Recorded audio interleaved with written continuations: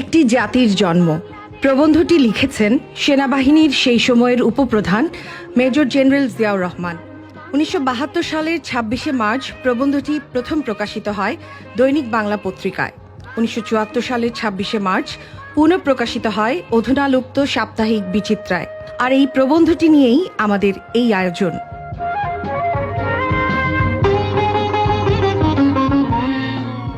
জিয়াউর রহমানের লেখা প্রবন্ধটি হুবহু তুলে ধরা হলো।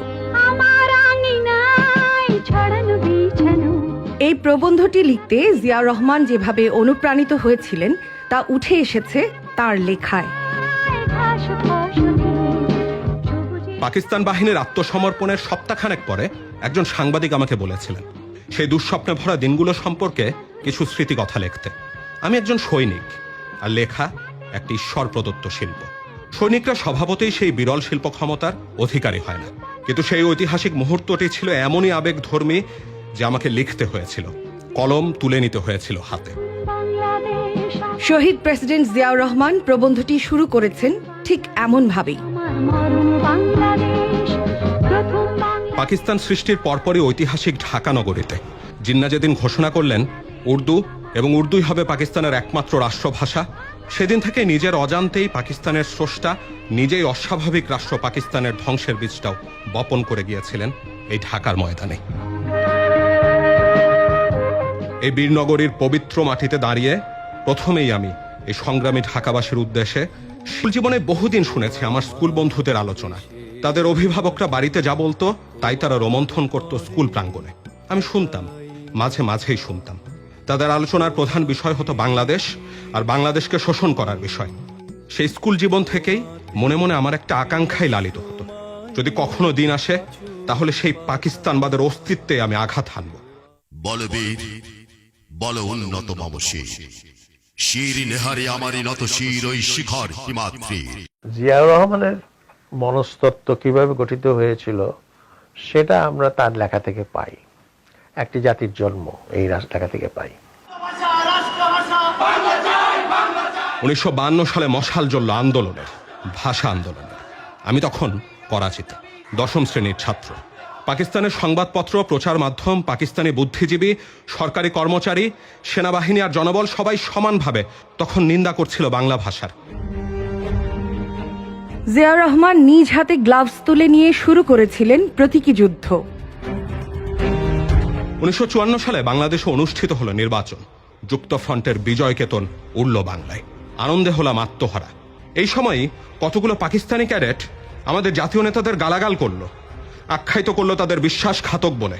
আমরা প্রতিবাদ করলাম, অবতীর্ণ হলাম তাদের সাথে এক উষ্ণতম কথা কাটাকাটিতে বিরোধের মীমাংসা না হওয়ায় ঠিক হলো এর ফয়সালা হবে মুষ্টিযুদ্ধের মাধ্যমে। বাঙালিদের জন্মগত অধিকার প্রতিষ্ঠা করতে বক্সিং গ্লাভস হাতে তুলে নিলাম আমি। মুষ্টিযুদ্ধ শুরুর 30 সেকেন্ডের মধ্যেই মাটিতে লুটিয়ে পড়ল লতিফ। পরাজিত হয়ে হুমকি দিতে লাগলো লতিফ ও তার পরিষদ। এই ঘটনাটি আমার মনে গভীর রেখাপাত করল। পাক সেনাবাহিনীতে কর্মরত থাকাকালীন বাঙালি কর্মকর্তাদের সফলতার ইতিহাসও এই প্রবন্ধে বর্ণনা করেছেন তিনি। খেমকারান রণাঙ্গনের বেদিয়ানে আমরা তখন যুদ্ধ করেছিলাম। সেখানে আমাদের ব্যাটালিয়ন বীরত্বের সাথে যুদ্ধ করেছিল। যে ব্যাটালিয়নের পুরস্কার বিজয়ী কোম্পানি ছিল আমার নেতৃত্বাধীন আলফা কোম্পানি। বহু সংখ্যক প্রতিপক্ষকে হতাহত করে যুদ্ধবন্দী হিসেবে আটক করে এই কোম্পানি অর্জন করেছিল সৈনিক সুলভ মর্যাদা। পাক বাহিনীরা মনে করত বাঙালিরা ভালো সৈনিক নয়, তবে খেমকারান যুদ্ধে তাদের এই বদ্ধমূল ধারণা ভেঙে চূর্ণ বিচূর্ণ হয়ে গেছে। বাঙালিরা যুদ্ধ করতে পারে না এইরকম একটা প্রচার পাকিস্তান সেনাবাহিনীতে ছিল, কিন্তু জিয়াউর রহমান দেখিয়ে দিয়েছেন খেমকরণ সেক্টরের যুদ্ধে যে বাঙালিরা কি করতে পারে। পাকিস্তানিরা বাঙালিদের সাথে ভালো বিহেভ করতো না। তারা মনে করতো আমরা মাছ খাই, সুতরাং যুদ্ধ করার ক্ষমতা আমাদের নাই। এই সব কিছুর পরিণতিতে পাকিস্তান প্রতিরক্ষা বাহিনী গ্রহণ করল এক গোপন পরিকল্পনা। এই পরিকল্পনা অনুযায়ী তারা ঠিক করল প্রতিরক্ষা বাহিনীতে বাঙালিদের আনুপাতিক হার কমাতে হবে। কিন্তু এই গোপন তথ্য আমাদের কাছে আর গোপন ছিল না। ভারত পাকিস্তান যুদ্ধ আত্মবিশ্বাস জুগিয়েছিল বাঙালি সৈনিকদের মনে। আমরা তখনই বুঝেছিলাম বিশ্বের যে কোনো বাহিনীর মোকাবেলায় আমরা সক্ষম। পাক ভারত যুদ্ধে ইস্ট বেঙ্গল রেজিমেন্টের বিজয়ের পর পাকিস্তানিরা আঁচ করতে পেরেছিল বাঙালি অফিসারদের শক্তি, যে কারণে প্রশিক্ষক হিসেবে মিলিটারি একাডেমিতে স্থানান্তর করা হলো জিয়াউর রহমানকে। জানুয়ারি মাসে আমি নিযুক্ত হয়েছিলাম পাকিস্তান সামরিক একাডেমিতে প্রশিক্ষকের পদে। একাডেমির গ্রন্থাগারে সংগৃহীত ছিল সব বিষয়ের ভালো ভালো বই। আমি জ্ঞানার্জনের এই সুযোগ গ্রহণ করলাম। অনেক পড়াশোনা করলাম 1857 সালের সিপাহী বিদ্রোহ সম্পর্কে। 1970 সালের সাধারণ নির্বাচনে বিজয়ের পর পাক বাহিনীর বিরুদ্ধে বাঙালি অফিসারদের বিদ্রোহের মনোবল বেড়েছিল, যা এই প্রবন্ধে স্পষ্ট করেছেন শহীদ প্রেসিডেন্ট জিয়াউর রহমান। 1969 সালের এপ্রিলে আমাকে নিয়োগ করা হয় জয়দেবপুর ইস্ট বেঙ্গল রেজিমেন্টের 2য় ব্যাটালিয়নের সেকেন্ড ইন কমান্ড হিসেবে। সেখানে পাক বাহিনীর কিছু সামরিক রক্তপাতের পরিকল্পনা আমি জেনে যাই, আতঙ্কগ্রস্ত হয়ে পড়ি। সে বছরের সেপ্টেম্বর মাসে আমি পশ্চিম জার্মানি চলে যাই। 70 সালের নির্বাচনের প্রথম থেকেই পাকিস্তানি অফিসাররা মনে করত চূড়ান্ত বিজয় তাদেরই হবে, কিন্তু নির্বাচনের দ্বিতীয় দিনেই তাদের মুখে আমি দেখলাম হতাশা ও আতঙ্কের ছাপ। তাদের এই হতাশার কারণও আমার অজানা ছিল না। শিগগিরই জনগণ গণতন্ত্র ফিরে পাবে এই আশায় আমরা বাঙালি অফিসাররা তখন আনন্দে উৎফুল্ল হয়ে উঠেছিলাম। কিন্তু ক্ষমতা হস্তান্তর না করে পাক বাহিনী বাঙালি নিধনের যে মাস্টার প্ল্যান তৈরি করেছিল, তার যুদ্ধ শুরুর 1 মাস আগেই আঁচ করতে পেরেছিলেন জিয়া। 1 মার্চের পরে দেশে শুরু হলো অসহযোগ আন্দোলন। এই সময় আমার ব্যাটালিয়নের এনসিওরা আমাকে জানালো প্রতিদিন সন্ধ্যায় 20তম বেলুচ রেজিমেন্টের জওয়ানরা বেসামরিক পোশাক পরে বেসামরিক ট্রাকে কোথায় যেন যায়। তারা ফিরে আসে আবার শেষ রাতের দিকে।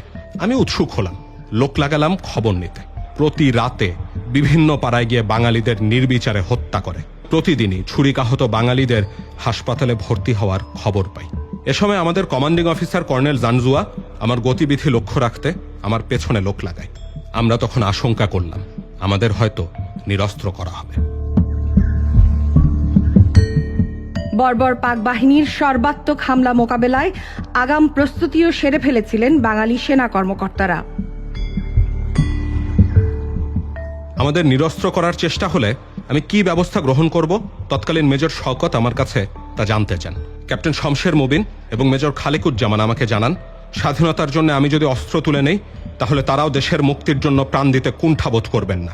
ক্যাপ্টেন অলি আহমেদ আমাদের মাঝে খবর আদান প্রদান করতেন। জেসিও ও এনসিওরা দলে দলে বিভক্ত হয়ে আমার কাছে জমা হতে লাগলো। 17 মার্চ স্টেডিয়ামে ইবিআরসি লেফটেন্যান্ট কর্নেল এমআর চৌধুরী, আমি, অলি ও মেজর আমিন চৌধুরী এক গোপন বৈঠকে মিলিত হলাম। এক চূড়ান্ত যুদ্ধ পরিকল্পনা গ্রহণ করলাম। পরদিন আমার পথের ব্যারিকেড অপসারণের কাজে ব্যস্ত ছিলাম। তারপর এলো সেই কালো রাত, 25 ও 26 মার্চের মধ্যবর্তী কালো রাত। আমরা বন্দরের পথে বেরোলাম। আগ্রাবাদে আমাদের থামতে হলো। পথে ছিল ব্যারিকেড। এই সময় সেখানে এলো মেজর খালেকুজ্জামান চৌধুরী। ক্যাপ্টেন অলি আহমেদের কাছ থেকে বার্তা এসেছে আমি রাস্তায় হাঁটছিলাম। খালেক আমাকে একটু দূরে নিয়ে গেল, কানে কানে বলল বহু বাঙালিকে ওরা হত্যা করেছে। এটা ছিল একটা সিদ্ধান্ত গ্রহণের চূড়ান্ত সময়। কয়েক সেকেন্ডের মধ্যে আমি বললাম আমরা বিদ্রোহ করব। তুমি 16 শহরের বাজারে যাও, পাকিস্তানি অফিসারদের গ্রেফতার করো, অলি আহমেদকে বলো ব্যাটালিয়ন তৈরি রাখতে আমি আসছি। আমি নৌবাহিনীর ট্রাকের কাছে ফিরে গেলাম। পাকিস্তানি অফিসার, নৌবাহিনীর চিফ পেটি অফিসার ও ড্রাইভারকে জানালাম আমাদের আর বন্দরে যাওয়ার দরকার নেই। ড্রামটা সোজা করে দাঁড় করালাম, ড্রামের উপর উনি দাঁড়ালেন। উনি আমার হাতটা এভাবে ধরে 2টা হাত একসাথে করে উনি বললেন যে এখন থেকে আমরা বাংলাদেশকে স্বাধীন করার জন্য পাকিস্তানের বিরুদ্ধে বিদ্রোহ করলাম। কাজে সঠিক সময় নির্বাচন করা এবং সঠিকভাবে করা, এই কাজটি জিয়াউর রহমান অত্যন্ত সার্থকভাবে করেছেন। 16 শহর বাজারে পৌঁছেই আমি গাড়ি থেকে লাফিয়ে নেমে একটা রাইফেল তুলে নিলাম। পাকিস্তানি অফিসারটির দিকে তাক করে বললাম হাত তোলো, আমি তোমাকে গ্রেফতার করলাম। পাকিস্তানি অন্য অফিসাররা এতে বিভ্রান্ত হয়ে পড়ল।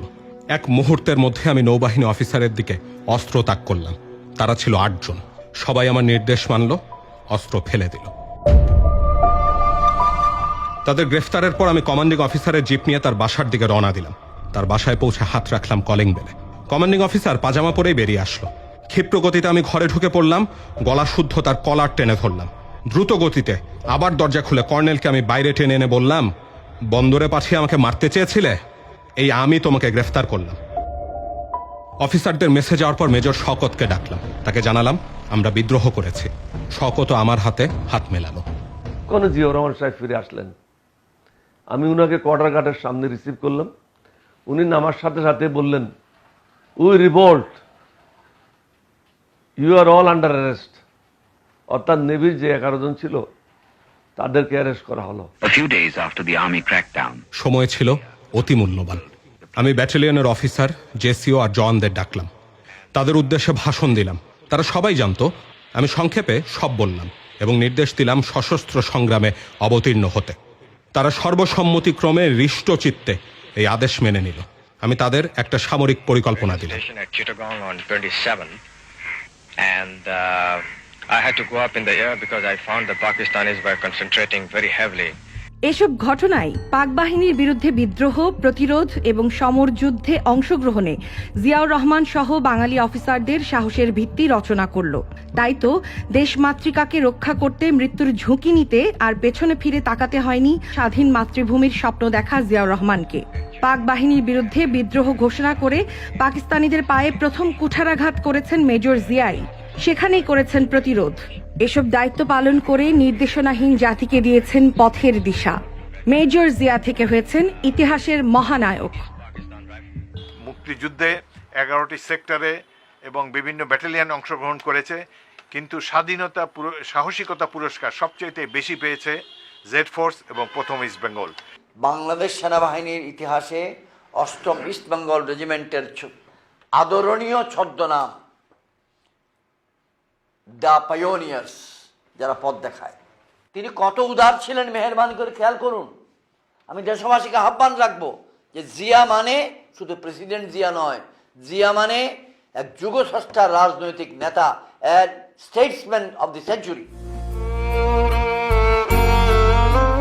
একদিকে পাকিস্তান সেনাবাহিনীতে লাগাতার বঞ্চনা সৃষ্টি, অন্যদিকে দেশের প্রতি ভালোবাসার প্রতিফলনে পুরো বিশ্ব জিয়াকে দেখল এক বীর হিসেবে। তার রণকৌশল আর বুদ্ধির কাছে বারবার মার খেয়েছে পাক বাহিনী।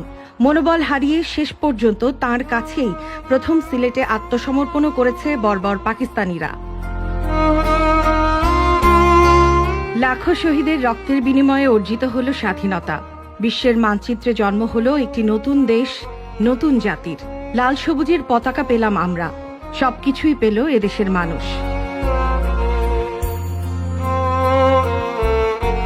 প্রবন্ধে লেখা জিয়াউর রহমানের কিছু আবেগ ঘন বক্তব্য দিয়ে শেষ করব এই আয়োজন।